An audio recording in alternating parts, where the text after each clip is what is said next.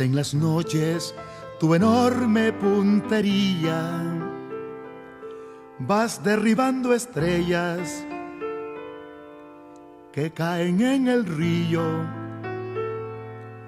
y luego de enjuagarlas las metes al bolsillo. Juancito Juan tiradora, Juancito, Juancito, Juan. Gracias, Héctor, estás re chulo. Un saludo muy cordial. Lástima que si yo tuviera 50 años menos, no te dejaría dar un brinco, pero tengo 67 años. Ya te dije hace un rato, bien vividos, bien bailados, bien leídos, bien estudiados y bien aquello que sabemos. Un saludo muy cordial a Cristina Saucedo en Zacatecas. Gracias por tu comentario, Cristinita, y ojalá nos pudiéramos comunicar, porque si te gusta lo que estamos haciendo es porque estás de acuerdo con nuestra lucha en la cual llevamos ya como 40 años. Entonces ahora vamos a la segunda parte. Yo voy a guardar silencio y ellos van a hacer el análisis de en qué se parece, en qué no se parece, qué les produjo el ejercicio en el nivel emotivo, en el nivel intelectual, en qué fallamos, fallaron ellos, fallé yo. Como maestra tengo que aprender a recibir las críticas de mis alumnos, porque tratamos de ayudarles a ellos a formar un cuadro científico del mundo. Y no podemos nosotros en el proceso educativo dejar que cada uno se vaya por las ramas, ¿no? Entonces, esto es un ejercicio previo para muchas cosas que vamos a ver más adelante en este programa. Entonces, yo guardo silencio y tienen ustedes la palabra. Aquí sigo yo enseñando el dibujo y cada quien muestre el suyo.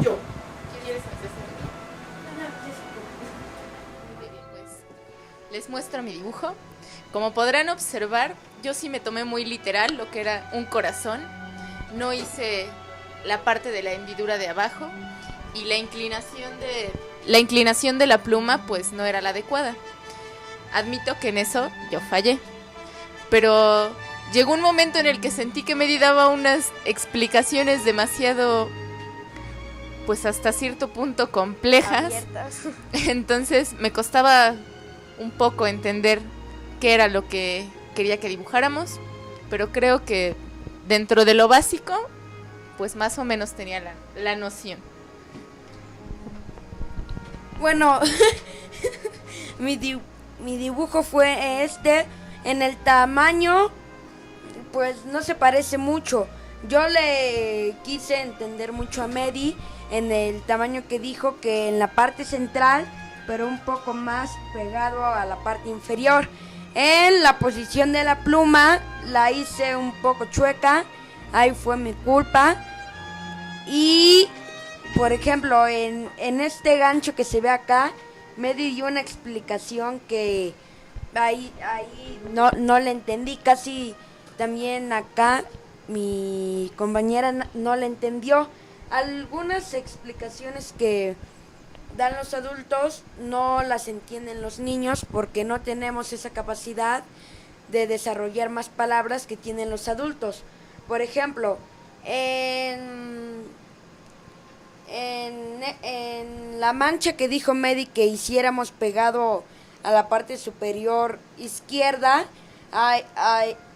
yo no me di cuenta de que dijo pegado al borde de la manzana, y yo lo hice en diagonal, uniendo las dos partes del corazón, y la hoja de 5 picos que dijo Medi, y la hoja normal con la raya en medio que dijo. Pero ahí hiciste trampa, porque tú bueno, la pintaste verde y yo no dije el color de la hoja. No había dicho el color. Y también cuando Medi tenía el folder así, por la reflexión de la luz se veía el tamaño de la hoja inmediatamente, y como coincidían en tamaños y se veía el reflejo, ya elegí esa, y después los que están acá empezaron a agarrar la misma hoja, no sé por qué, pero tal vez tuvieron copiones.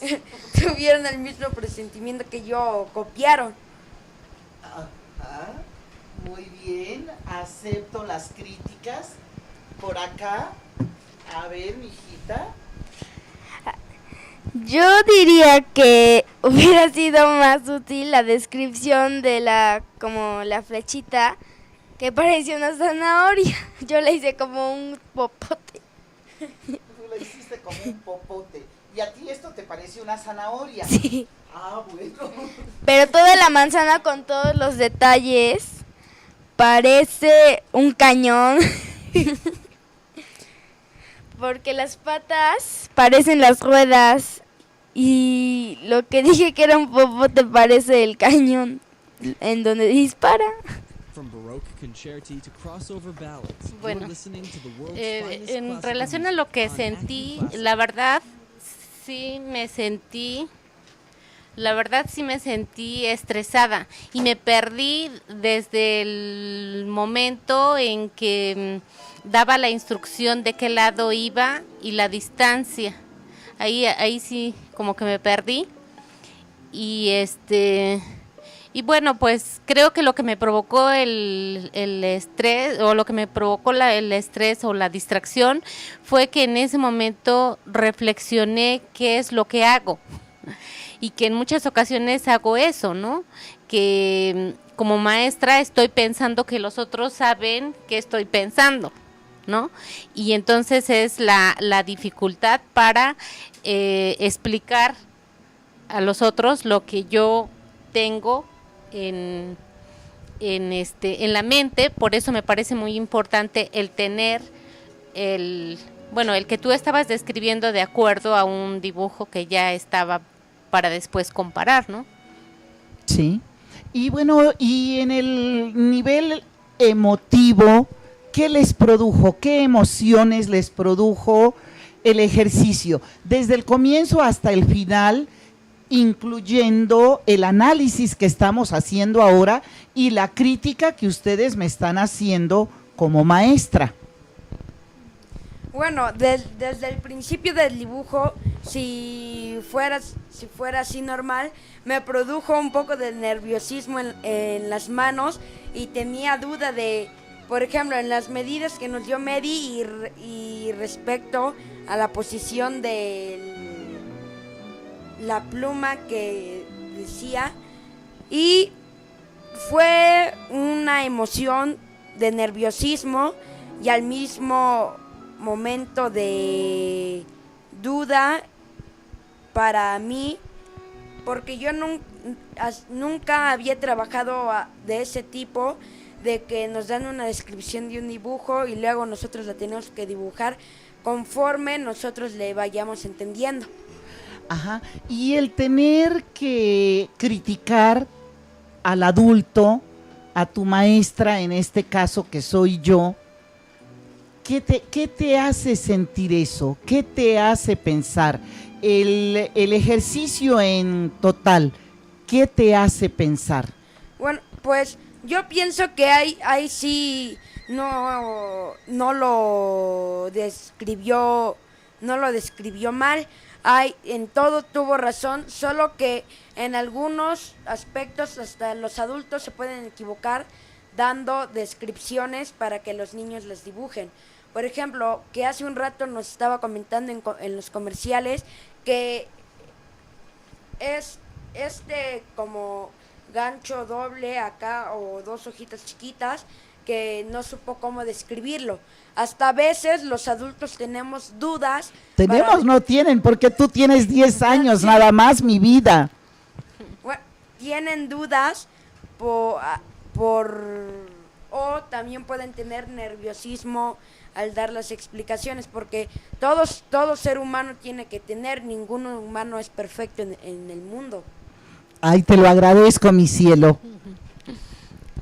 por algo eres mi hijo intelectual.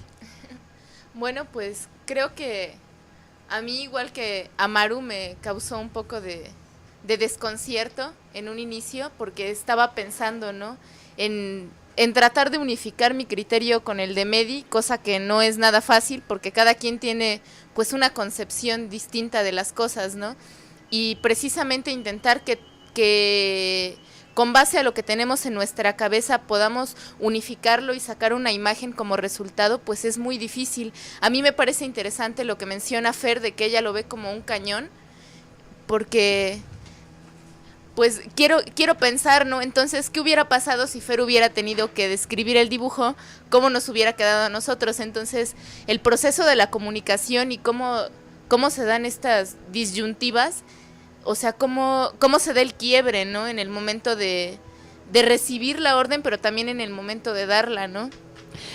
Pero Fer es una niña de 8 años. Ah, bueno, sí, yo entiendo. Entonces, una concepción del mundo completamente diferente. Claro. ¿No? Y uno de los problemas severísimos que tenemos los maestros es precisamente que en el proceso educativo no nos podemos ir con la fantasía del alumno. Todo lo que nosotros estamos dando como clases en el proceso formal de educación es ayudarles a construir un cuadro científico del mundo, ayudarles a construir conceptos.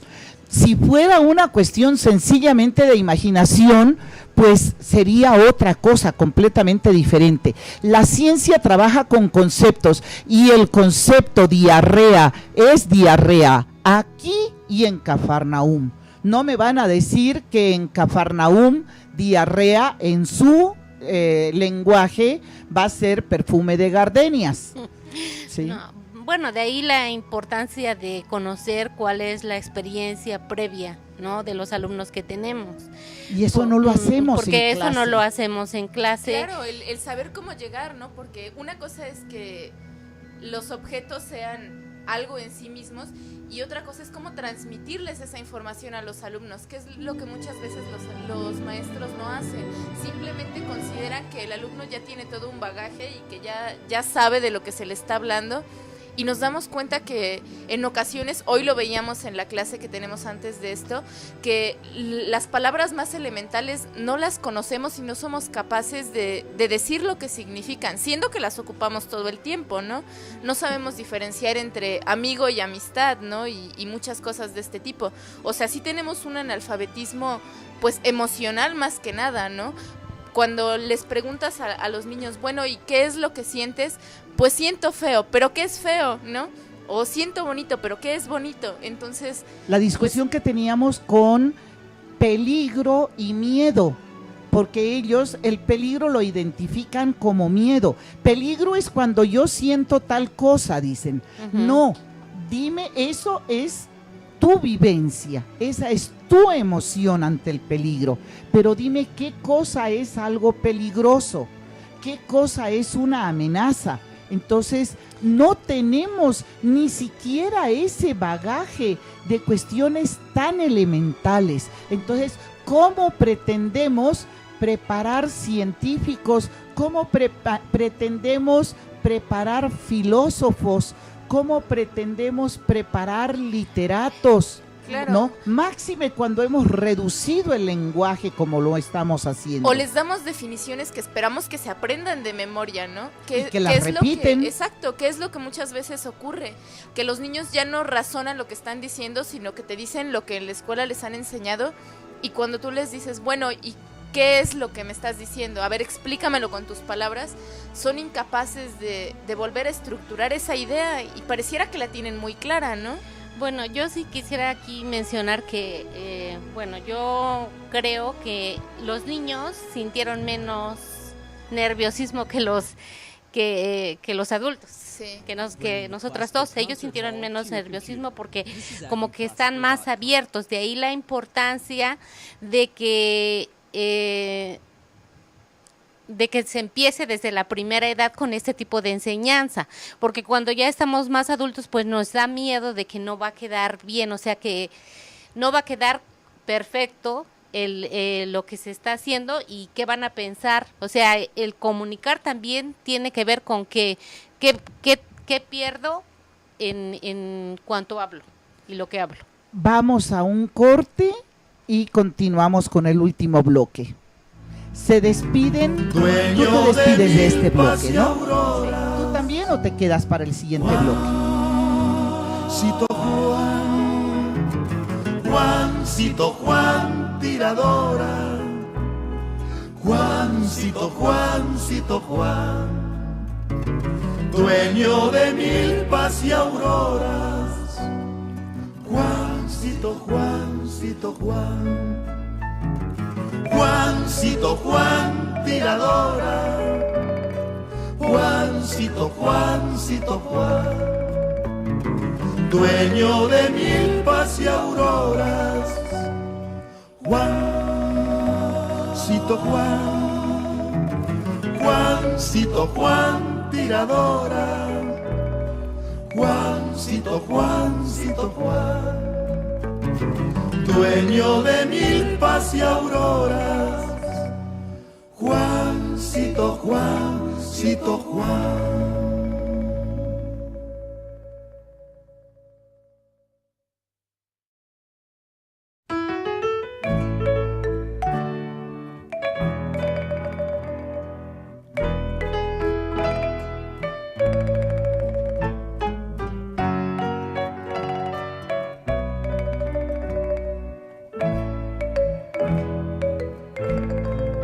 Juancito tiradora nació montaña adentro, colgado en los bejucos como un zorzal de cerro, picoteando las frutas, menudo chichiltote, robando en los solares la miel del tihuilote. Juancito tiradora no tuvo nunca nada, pero se sintió dueño de toda la montaña, aprendió a amar el surco, la milpa y la quebrada, las pozas azulitas, repletas de mojarras. Juancito Juan, tiradora. Juancito, Juancito Juan, dueño de milpas y auroras. Juancito Juan, Juancito Juan, tiradora. Juancito, Juancito Juan, dueño de milpas y auroras. Juancito, Juancito Juan.